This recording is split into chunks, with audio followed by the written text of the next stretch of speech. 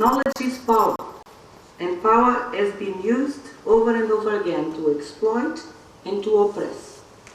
But knowledge has also proved to be crucial to uplift people from poverty and to unite people around a common vision. What is different today that can help us to build a culture of science in our societies so that knowledge becomes the driving force for social, cultural, and economic development? What do we need to do and what actions do we need to take in order to build a society where access to knowledge is a fundamental right and the share of knowledge is a fundamental duty? We can say that the digital revolution can be the enabling factor in the construction of knowledge societies. It is the integration of our vision and our strategies with our education, scientific, economic policies that will ensure that we use the opportunities ICTs create to move towards a knowledge society. This issue has been raised many times ever since we came to Geneva, because we need a declaration of principles and an action plan centered on the human aspects and rights, and not only on the technological aspects of the information revolution. Knowledge societies are about building winning opportunities by creating a vision, commitment, networks, and a vibrant home base for business, with the focus of becoming globally competitive and intervening in the society as a whole.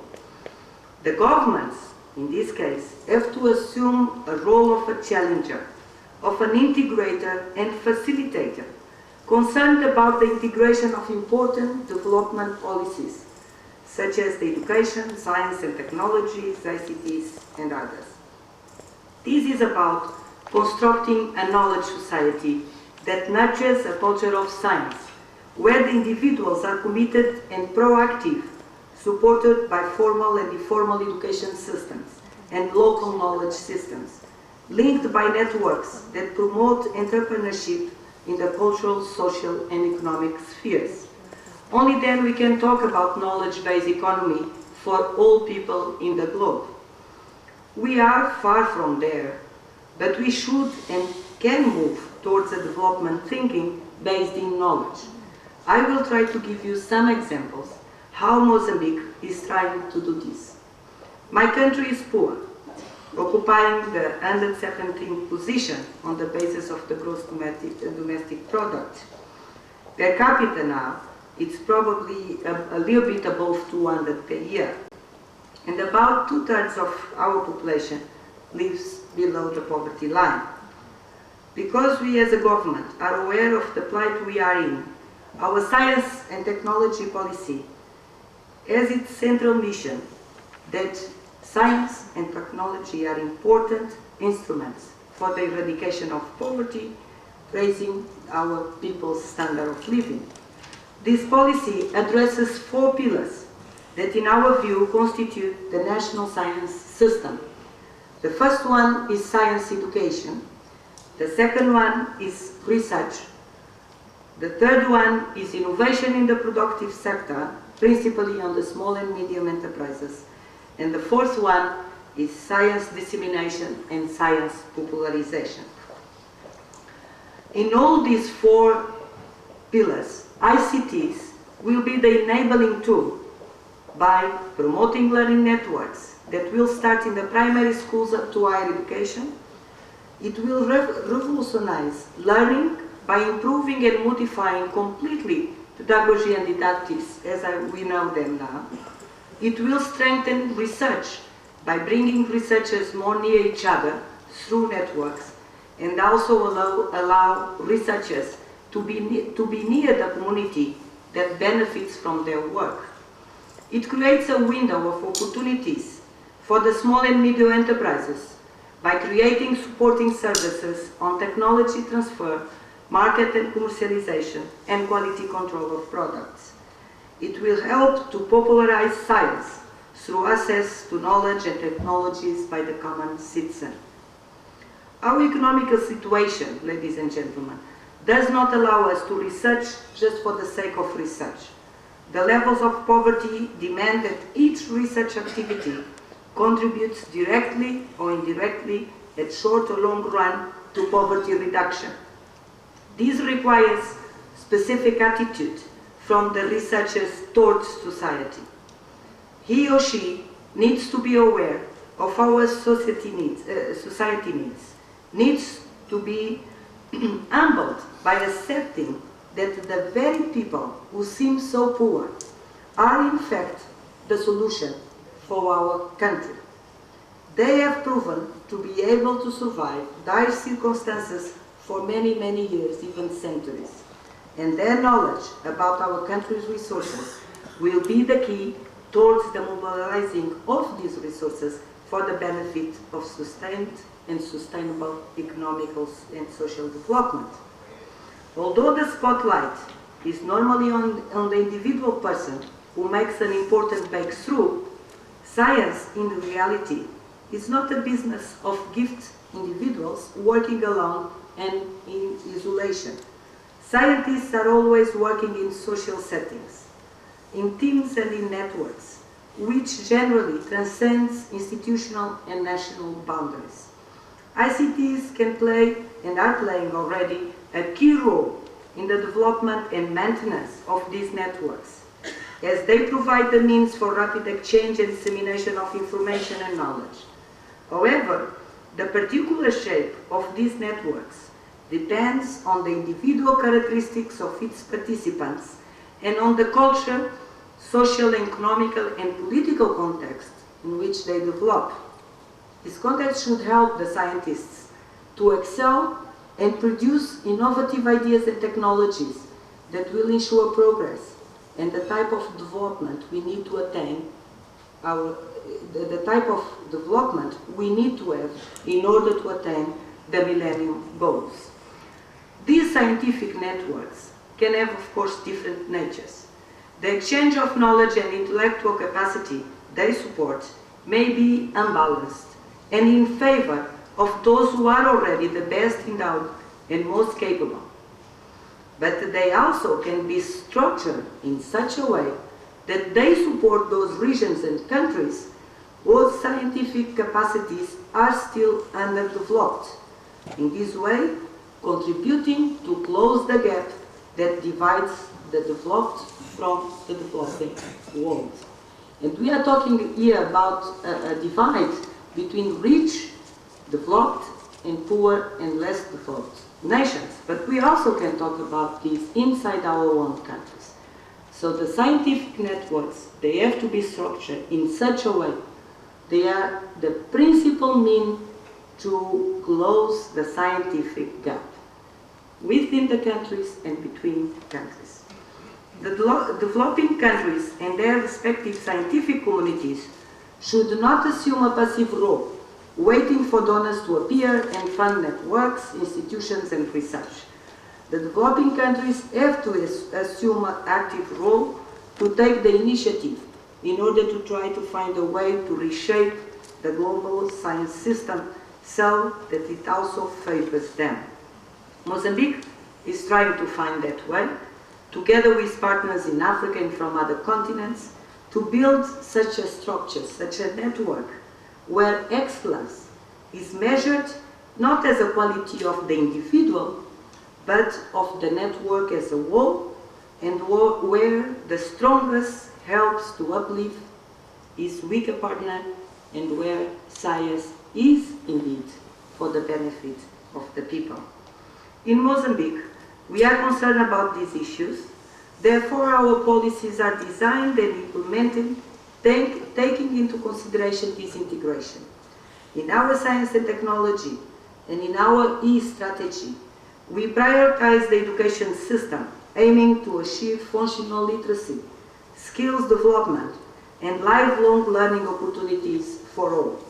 We promote knowledge partnerships and business academia research links, promoting an innovation culture, particularly in the small and medium enterprises.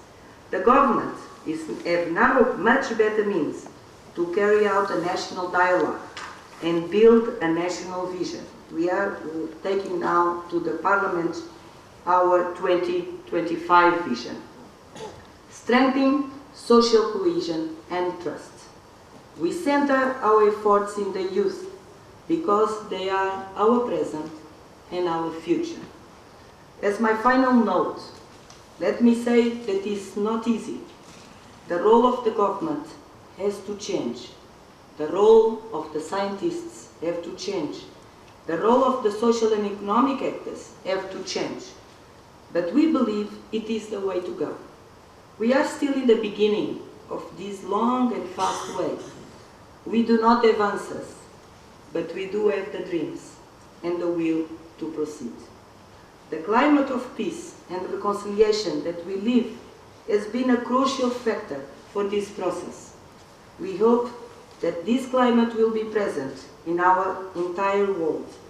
We only need to build comprehension and solidarity, respect for the differences, and realize the importance of diversity in order to build a strong human society. And science can do that. We cannot do it alone in Mozambique. We need partnerships and networks in the country, in the region, in the continent, and globally. And that, Mr. Chair, is why we are here today. I thank you very much. Thank you very much indeed, Minister Breton. I think you've made very clear the important role of ICTs as overarching tools, but also as vehicles, and especially the challenges we all face nowadays as scientists, as part of society, as factors that need to bring science and society closer together. And I think with the proper use of ICTs, we can address the most pressing issues. And I think poverty reduction, poverty alleviation, and the needs of developing and least developed countries, these are the challenges science is facing today. So thank you very much again. Our next speaker is Mr. Shuichi Iwata, President of Kodo Data. Dr. Iwata, you have the floor, please.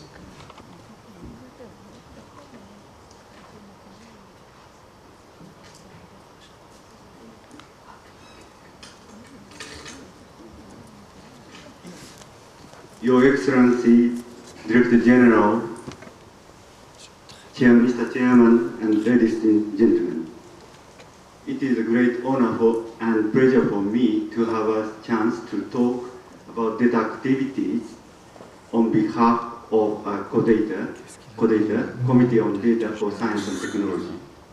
And my title of my talk is Looking to the Future after Geneva WSIS, and I focus the subject to data and education. All important things have been already spoken and pointed out by the excellent panelists. I'd like to focus on data and education.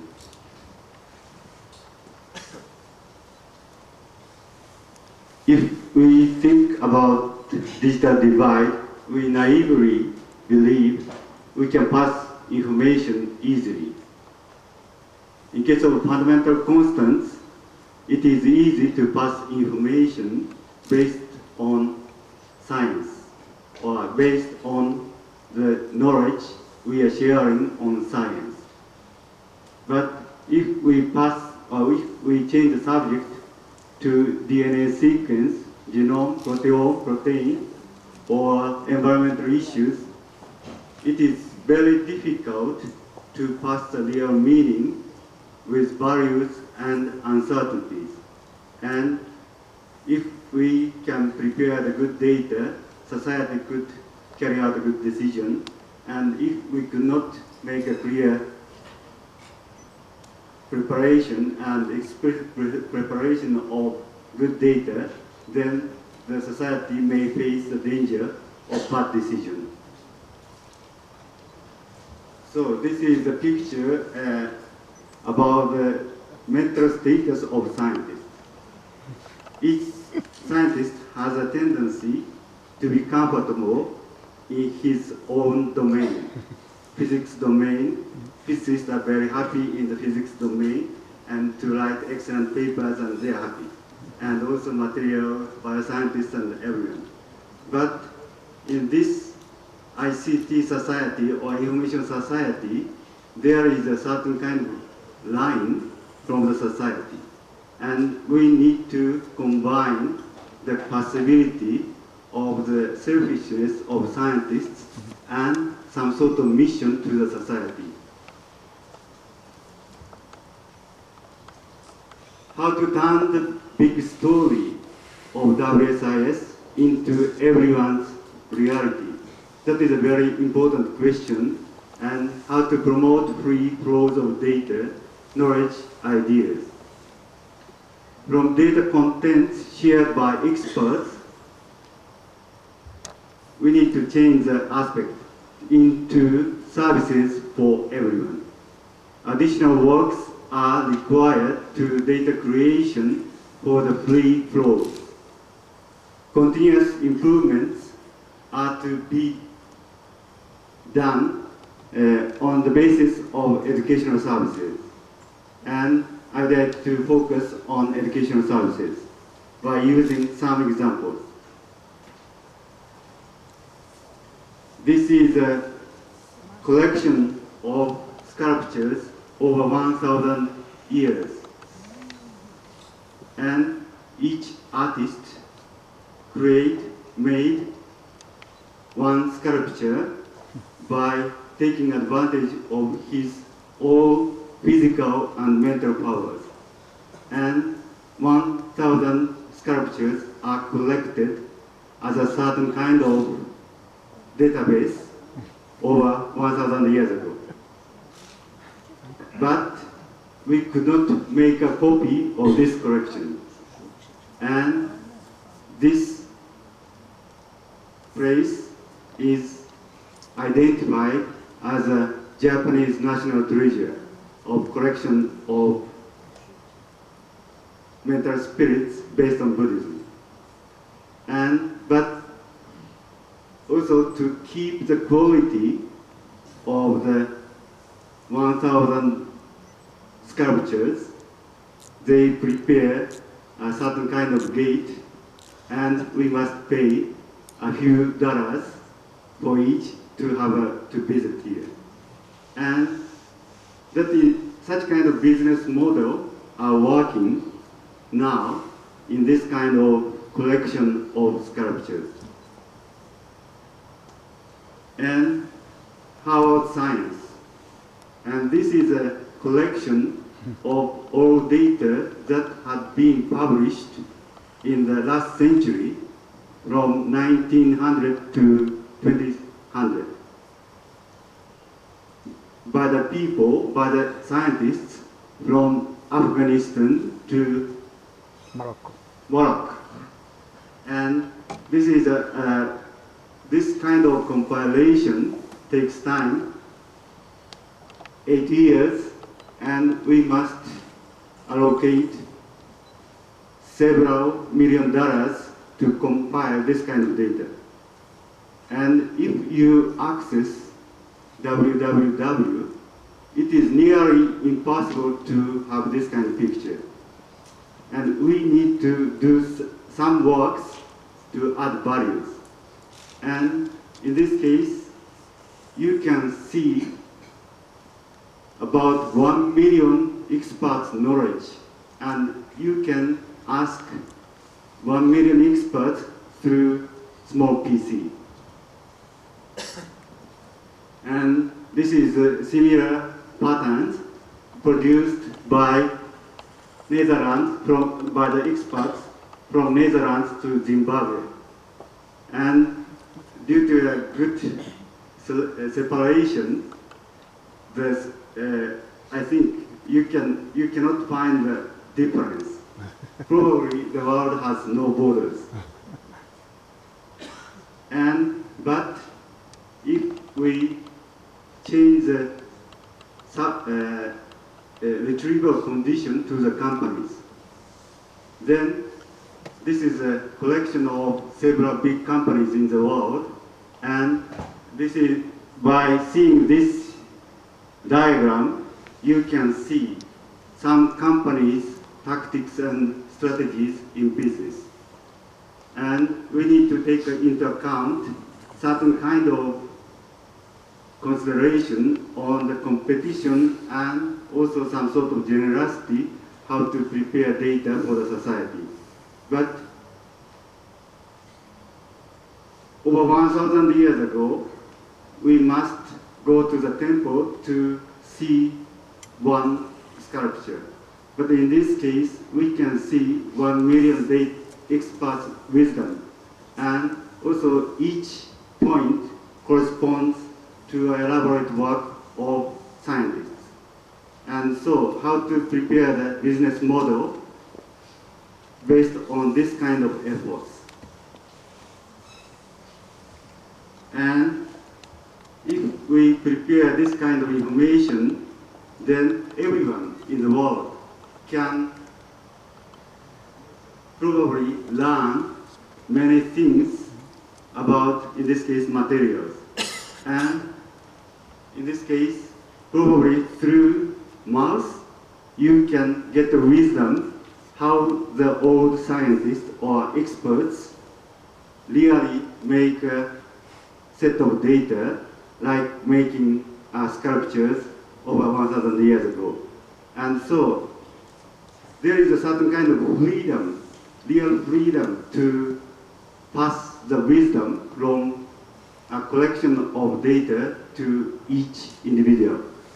And in education, we can use this kind of environment in an effective way through ICTs. And so it is a time to consider or to remake the educational system based on ICTs and also based on data that have been prepared by elaborate works by data scientists. And so, after 100 years later, or 1,000 years later, what will happen? That is very important, but it is impossible to estimate. About 100 years ago, we did not, or our grandmother or grandfather could not estimate the current status. But the thing what I can say now is the spirit, how to make one sculpture by using or by devoting his own mental and physical power could be transferred as a most important contents in education. And so as to prepare this kind of environment, we need to really implement all available technologies in ICTs. So, I understand about the present status. For handling of information, we have never been here before. We can reach 700 million or more people by internet at least. We have never come this far. Now it's time to get out of a selfish pot or octopus pot protected by something like IPR, pride, dignity, curiosity, blah, blah, blah, and to explore new dimensions, sharing public goods by looking at the bright side of the life or future. One possibility to do this is to form a project driven by big wishes of the next generations. That is education. So, as a concluding remark, I'd like to say it's a big and important challenge, but we are up to do it by our experiences to how to prepare best data and also how to handle data and how to make a service to the society. We have the strength and the maturity empowered by ICTs, scientific contents, and everyone's will. Elaborate works on data are necessary to meet everyone's wish of learning. The important thing is some very basic feature of human beings as a Homo sapiens or Homo faber. And it does not, I think if we see the stories, big stories in the last century, there are many stories and many big enthusiasms. But I think there are some things are not left solved. And by using ICT, we can really carry out a certain kind of individual care for the case of transferring a fruitful result of science to everyone who wants to learn. And so, let it be done. Thank you very much.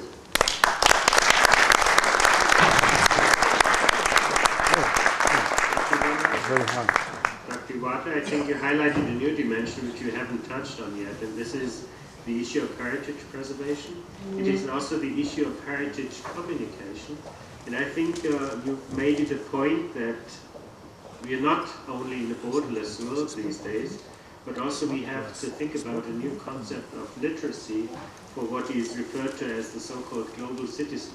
And I think in this particular context, what you highlighted, the new technologies, and these in the framework of education will play the key role in the years to come. So thanks so much again. Our last speaker for this first part is Professor Hassan. He is Executive Director of TWAS. So, Hassan, you have the floor. And then Diana will conclude. Wait, the last. But he will not conclude to summarize this session. No, he will summarize it. Thank you very much, Mr. Chairman, Mr. Director General, distinguished colleagues, ladies and gentlemen. I will focus my comments this afternoon on the role of ICT in promoting South-South partnerships in scientific research and education. So I'll just briefly give you an idea about our operation and in TWAS and the affiliated networks to TWAS. And then I will talk about these disparities in science and technology capacity. And then I will highlight some of the South-South partnerships modalities, and I will give some concluding remarks. Well, the Third World Academy of Sciences, you can say, is a network of the most distinguished scientists we have in developing countries.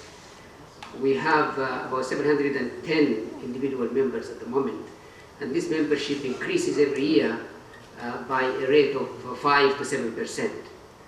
About 80% of our members work and live in developing countries, and 20% are in the advanced countries. We also have with us in TWAS. TWAS, by the way, is located in Trieste at the Abdus Salam International Center for Theoretical Physics.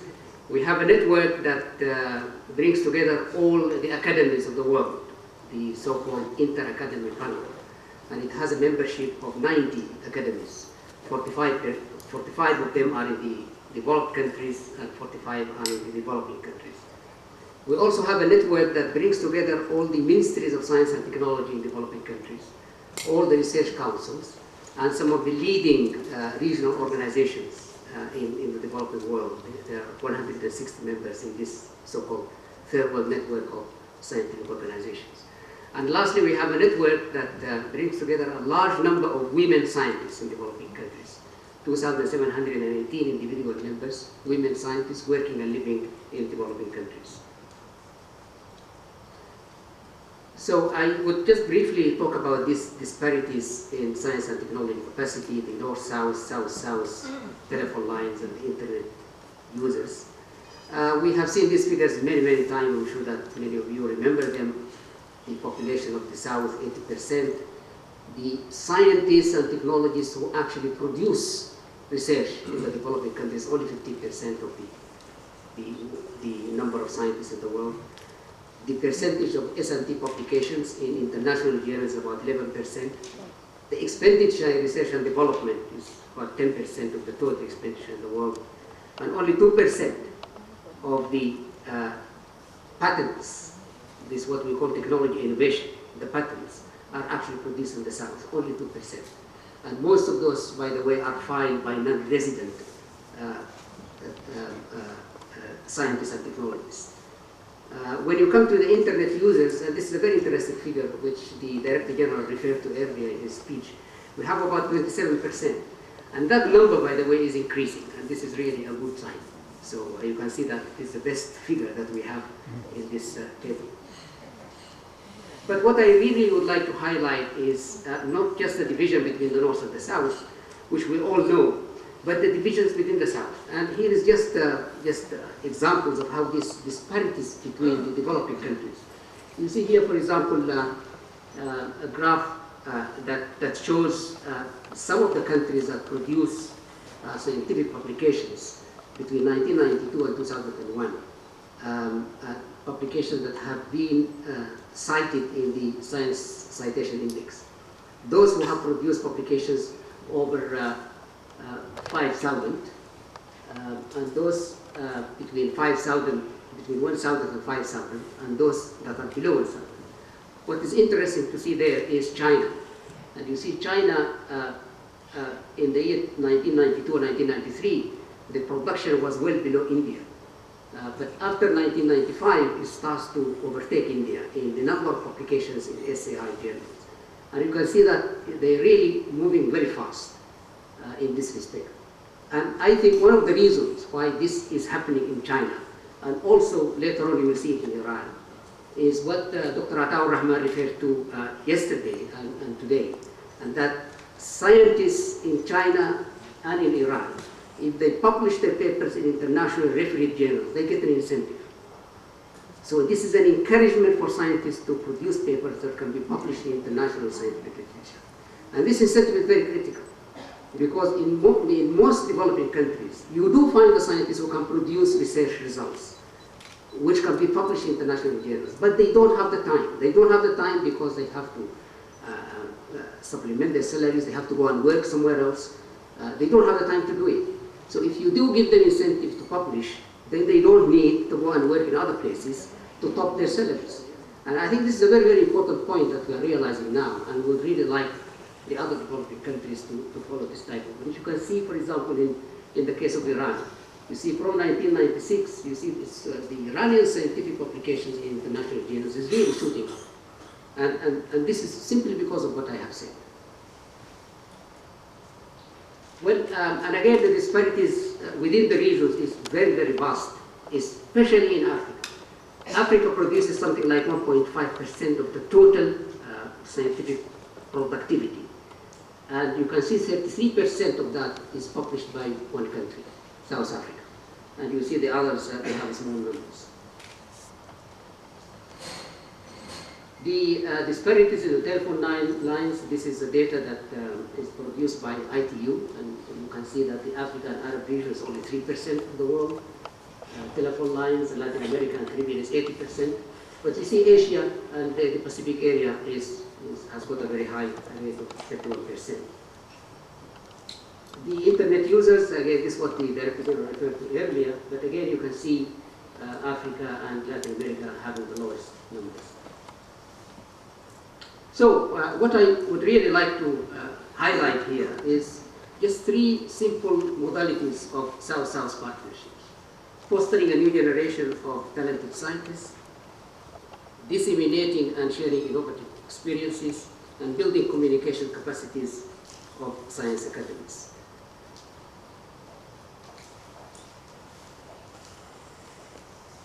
Fostering a new generation of talented scientists is something which is very, very critical, and I think one question was asked this afternoon, of how to attract talent to do science. And the modality that we have been developing in our academy, and by the way, I should mention here that all these networks I described, WSIS, IAP, and so on, are all functioning under the umbrella of UNESCO. And they are all located in Trieste. at the International Center of Theoretical Physics, which is also under the management of UNESCO. And they are heavily funded by the Italian government, all these networks I've described, managed by UNESCO and very generously funded by the Italian government. One extremely important model for fostering a new generation of talented scientists is to encourage the research and training and education within the developing countries. So this is, in a way, an answer to one of the questions I was asked earlier about the brain drain. We, in our experience, if scientists are trained in the developing countries, this is a possibility, if the possibilities are created, if the opportunities are created for scientists to get good training in the developing countries, then you are in many ways reducing the brain drain. If a student for Burkina Faso finds an opportunity to do a PhD training in India or in China, the possibility of that person going back to his or her country is very high. Very much unlike the situation where if the same student, the same talented student gets an opportunity to go to the United States or Europe, then it is rather unlikely that he or she will come back. So I think, in a way, encouraging training, education, especially postgraduate education, in the South has got tremendous advantages to the countries where these students originate from.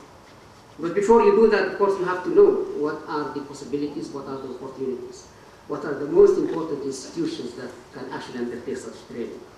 And we have undertaken this exercise in our academy. We have, for a number of years, have embarked on a project to identify the most competent research and training institutions in developing countries.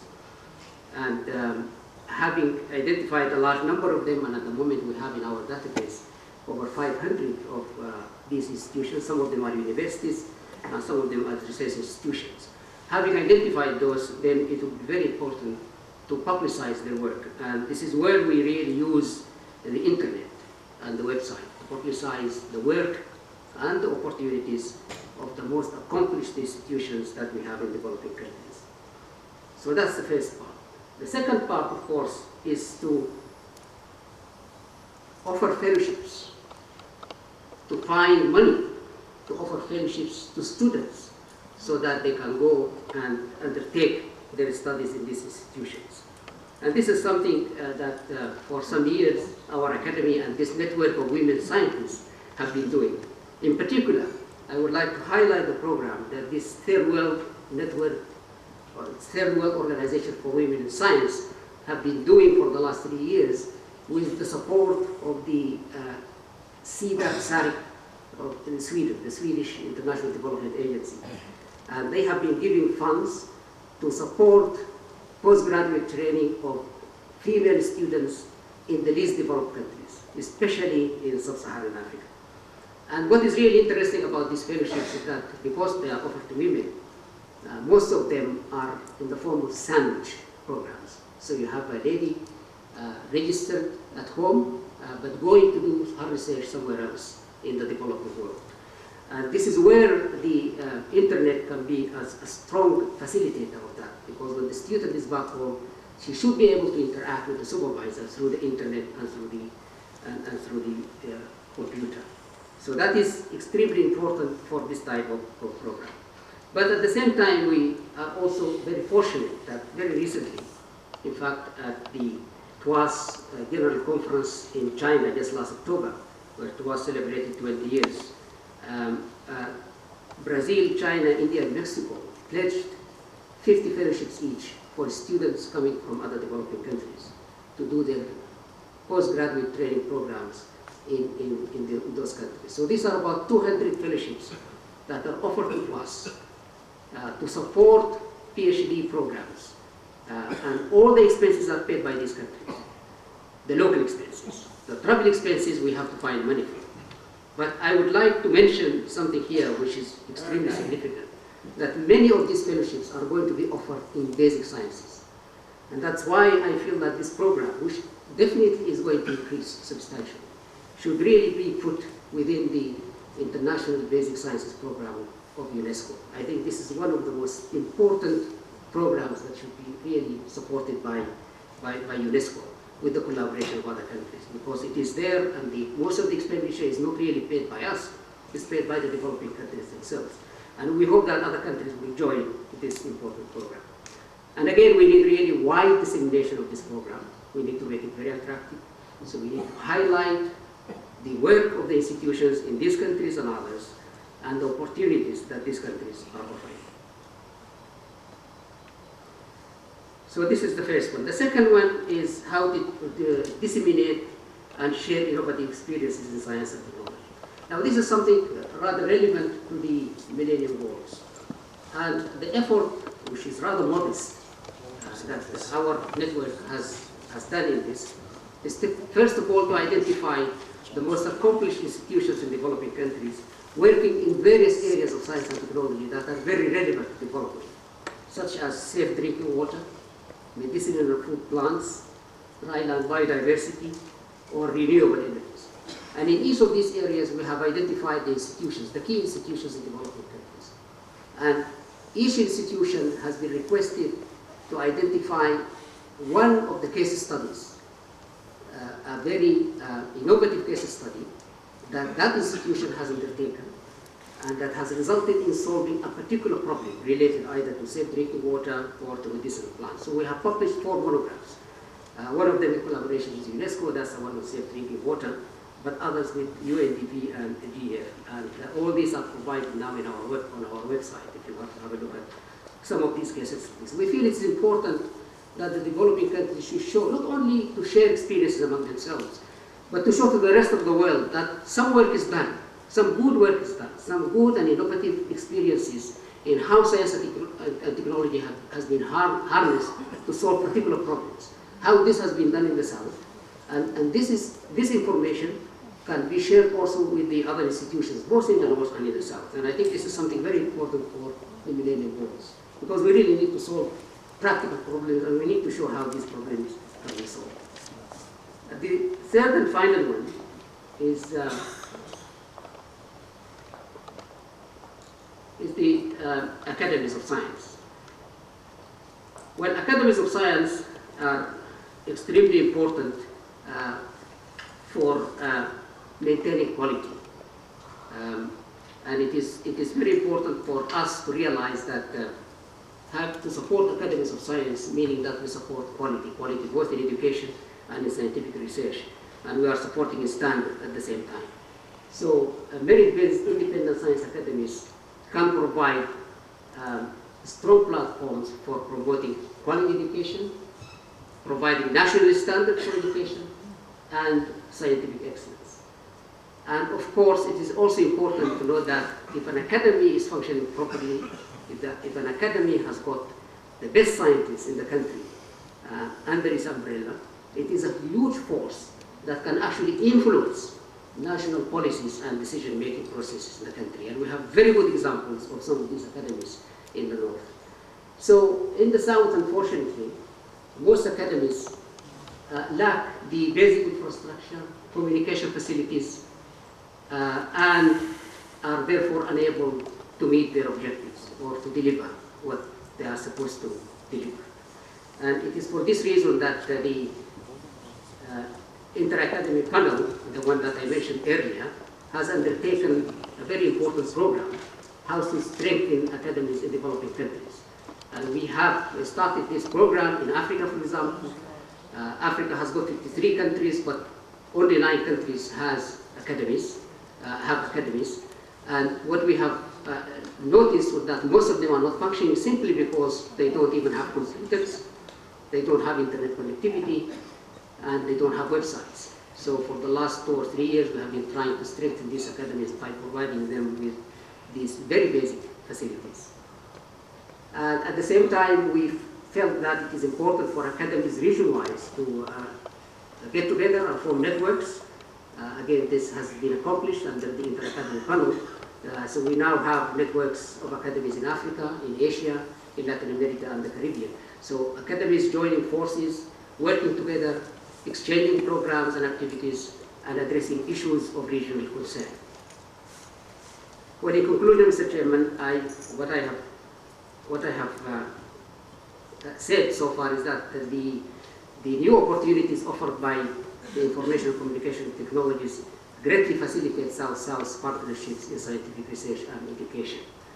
And that research and training centers of excellence in developing countries should be provided with adequate ICT infrastructure, that is internet connectivity, websites, to facilitate online dissemination of information about their activities, and in order for them to attract talented students from other developing countries. And that universities and research institutions in developing countries, especially those in the least developed countries, should have affordable, reliable internet connections to ensure access to information that is provided by the other centers. Because the emphasis here really is to help the weaker countries, especially those in the LDCs. It is important that these countries also get connected to the internet so that they can actually make use of what is available in the form of opportunities and facilities. And then a new website should be designed widely to widely publicize postgraduate fellowships offered by these 4 countries that I have mentioned. And this is what we are currently trying to do now, to have a comprehensive website where all these opportunities for South-South cooperation and South-South fellowships can be provided. And of course, it is very important also to note that a number of these fellowships should be also awarded in the field of ICTs in addition to the basic sciences that I mentioned earlier. And finally, the ICT should also be fully utilized to facilitate this networking that I mentioned, networking in areas such as water, energy, health, and biodiversity, and of science academies. So, Mr. Chairman, I think I will stop here, and I hope that we'll have some discussion later.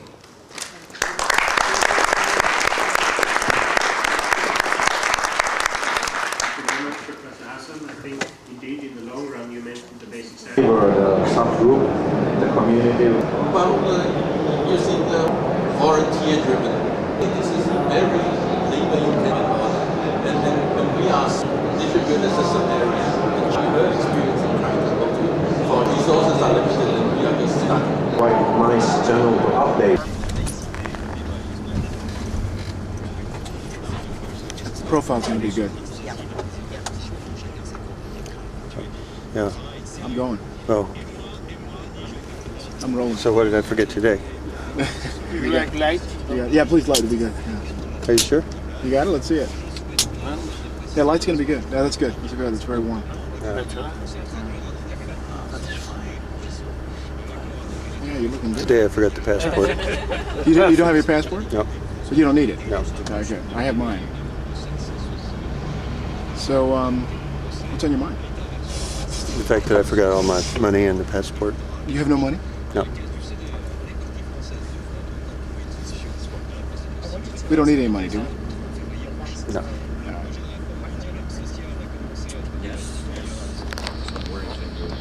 Well, I don't know if we're going to be able to get this conference funded. You know, I'm really worried because the Tunisian gentleman that works for NSF, Tayeb Zanati, just learned he's leaving in a month. He's leaving NSF. I haven't talked to him. He didn't go on the site visit. It's Christmas. It's too late to get a proposal in. I mean, even if he's willing to sign the proposal, I can't get it to him before, because LSU is closed.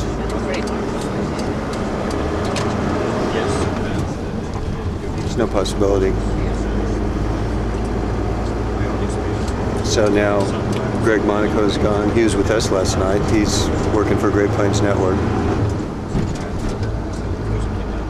You think that's a little bit close? No. Given what you're talking about, it's perfect. Yeah. Even the fact that it's shaking. It's a great shot in that direction. Too bad you can't angle it there. That's all right. We can't see it anyway. Can you get the background there? Yeah, I can, but it's focused on you. Yeah. Well, it's a cart before the horse situation.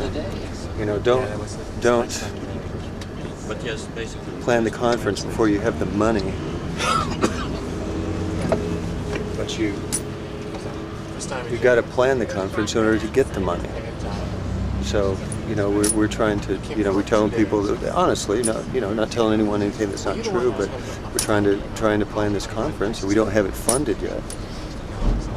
But we have to tell them, it's pretty much funded in order to get it planned, to get our partners in line. I think the audio is going to be bad here, actually. No, it'll be fine. Plus, when you talk to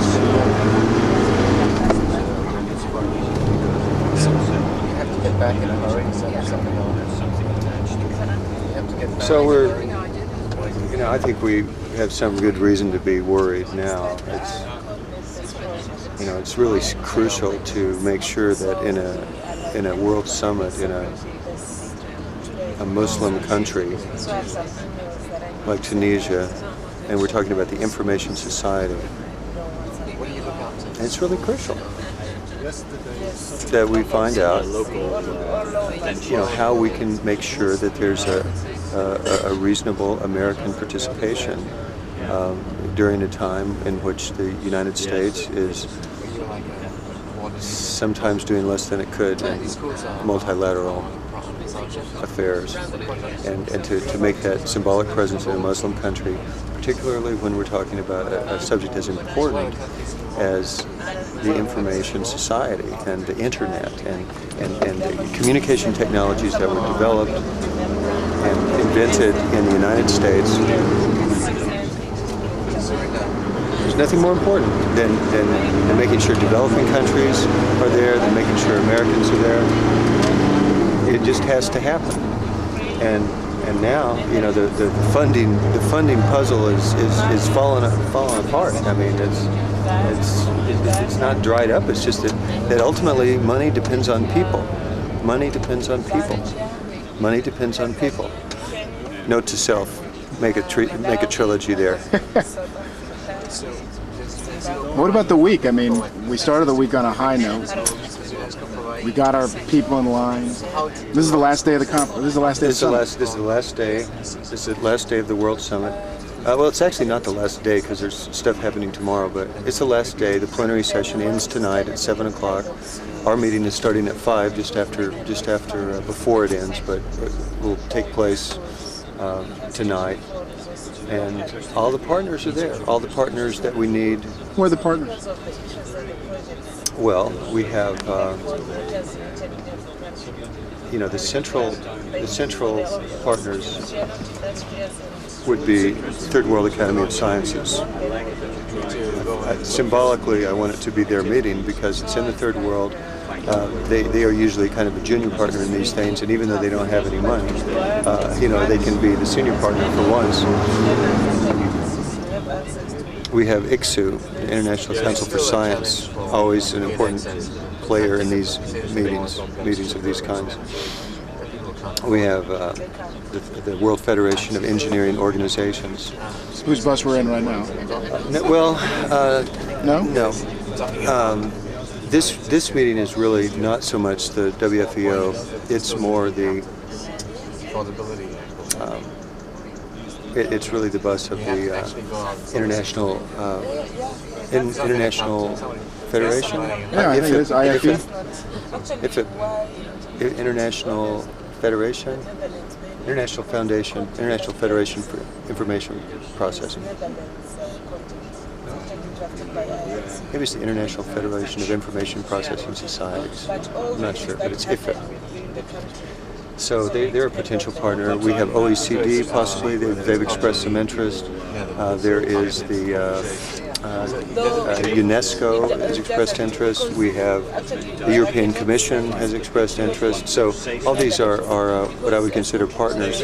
But the senior partners are TWAS, ICSU, WFEO. We haven't at all approached any of the commercial groups like Microsoft, or Oracle, or Intel, but. Well, what we have done is we've. Maybe we should go around and get cards.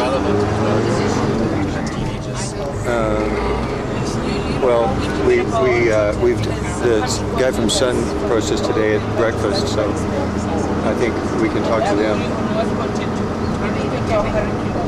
But we haven't, and we have been talking to someone at Microsoft, but we don't have any. We don't have any financial support lined up, and that will come later. We just don't want that to be the We don't want that to be the starting point of the conference. We want that to be the cream on the coffee. Yeah. Yeah, that's enough. Let's not push it. This.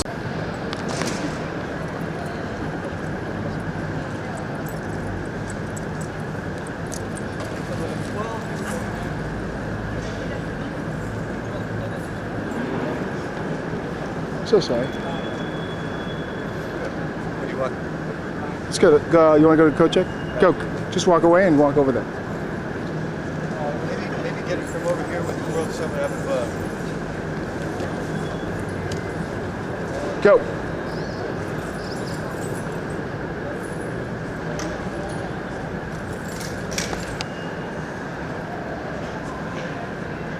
That's a good shot. I would certainly. Go for it. No, I think it really is. Yeah. The Tunisian guy that sent us and the Tunisian guy that sent to us is he's from Tunis. He's leaving it. He's just a consultant instead of a staff member. So he can't sign my contract.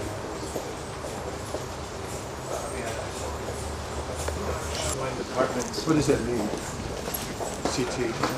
United Nations. Slow down a little bit. You just walk. We're good. Technology and That's one of these units. Anyway, I think he seemed to be indicated they're interested in getting in, and in my opinion, that's something we can maybe not discuss directly tonight. Right. We'll just get. But that's why we have to kind of mention, okay, it's nice, we'll have a few organizations doing it, but we need funding. That's what it's we get that self-care, and then we can pay for our basic participants, and we have this decentralized mode of accumulating sessions, and we say to people like OECD, you want to do a session, you fund that session. Right. And I think then we're asking for little bits of money, only about $10,000 each. We're not asking for the whole thing. NSF should give us, they should give us our good watch out there. Yeah, I mean, work with NSF is what you've done so far. And you invited him? Yes. Okay, great. Hope he comes. Yeah, but there was one question asked. Go ahead. No. Go for it. Go, guys. Go. I'll hold the door.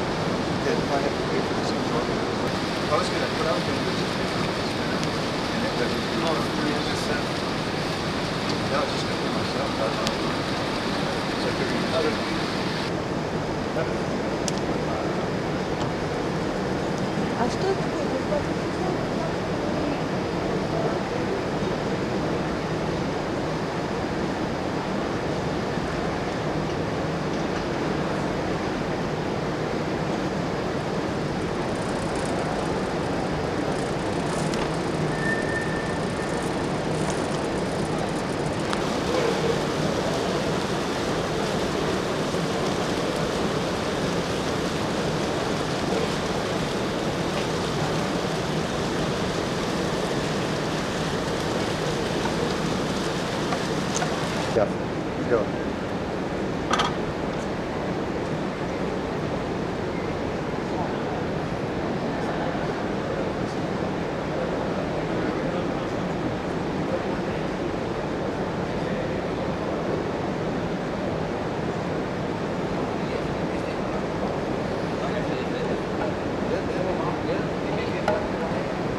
Closed? Yeah. Hey, do our work.